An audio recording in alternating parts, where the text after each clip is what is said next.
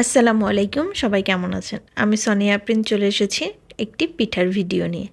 আজকে আমি আপনাদের সাথে শেয়ার করব ভাপা পিঠার রেসিপি। এর জন্য প্রথমে আমি চালের গুঁড়ি নিয়ে নিয়েছি 3 কাপের একটু বেশি। তার মধ্যে দিয়ে দিয়েছি 1 চা চামচের মতো লবণ। এবার ভালোভাবে চালের গুঁড়ি আর লবণটা মিক্স করে নিলাম। মিক্স করা হয়ে গেলে আমি 1 কাপ পানি এখানে অল্প পরিমাণে অ্যাড করে দেব। প্রথমে আমি অল্প একটু পানি দিয়ে চালের গুঁড়িটা মিক্স করে নিব। এখানে কিন্তু ঠান্ডা নর্মাল পানিটাই নিতে হবে, কোনো ধরনের গরম পানি অ্যাড করা যাবে না। পুরো পানিটা একবারে দেওয়া যাবে না, অল্প একটু করে করে টাইম নিয়ে চালের গুঁড়ি আর পানিটা মিক্স করতে হবে এবং একটু দলা দলা থাকতে সেটাকে রেখে দিতে হবে। একেবারে ভর্তা বা বেশি পানি দিয়ে এটাকে শক্ত বানানো যাবে না। যখন মুঠি মুঠি হয়ে যাবে তখন বুঝতে হবে যে চালের গুঁড়িটা ঠিকভাবে হয়েছে।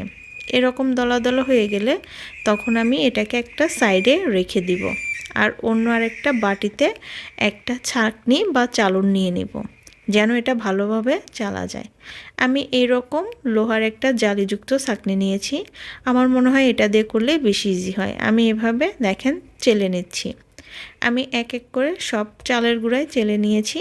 এখন একটা বাটিতে পিঠার শেড দিচ্ছি। একটা বাটির মধ্যে আমি প্রথমে চালের গুঁড়ি দিয়ে দিলাম। এখন তার উপর দিয়ে দেব নারকেল কুচি। আমি কিন্তু আগে কখনো নারকেল কুচি দিয়ে পিঠা খাইনি, ভাপা পিঠাটা এই প্রথম খাচ্ছি। তো বাসায় আমিও ট্রাই করলাম, দেখি কেমন হয়। আর গুড়ের পরিমাণটা একটু বেশি দিয়ে দিচ্ছি। এখন উপর দিয়ে আবার আমি একটু নারকেলের কুচি দিয়ে দিব। তার উপর দিয়ে চালের গুঁড়ি দিয়ে পিঠাটা ভালোভাবে শেড তৈরি করে নিব। দেখেন আমি কিভাবে করে নিচ্ছি, সেভাবেই করবেন। এখন আগে আমি একটা পাতিলে পানি বসে দিয়েছিলাম, তার উপরে একটা কাপড় দিয়ে ঢাকনার মতো করে দিয়েছিলাম। যখন ভাপ উঠে গেছে তখন আরেকটা কাপড় দিয়ে ঢেকে আমি পিঠাটাকে বসিয়ে দিলাম।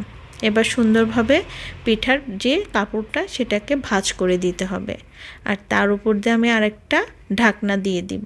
চাইলে আপনারা উপর দিয়ে একটা ভারী কিছু বা পোতাও দিয়ে দিতে পারেন যদি ভাপ বের হয়ে যায়। এই তো আমি প্রায় 5 মিনিটের মতো অপেক্ষা করেছিলাম, তারপরে দেখলাম পিঠাটা কেমন হয়েছে। মাশাআল্লাহ পারফেক্ট হয়েছে। আমি একটু ভেঙে দেখাচ্ছি, দেখেন ভিতরটা কতটা সুন্দর হয়েছে। অবশ্যই বাসায় ট্রাই করবেন। আজকের মতো বিদায় নিচ্ছি, দেখা হবে নতুন কোনো ভিডিওতে। সে পর্যন্ত সবাই ভালো থাকবেন। আল্লাহ হাফেজ।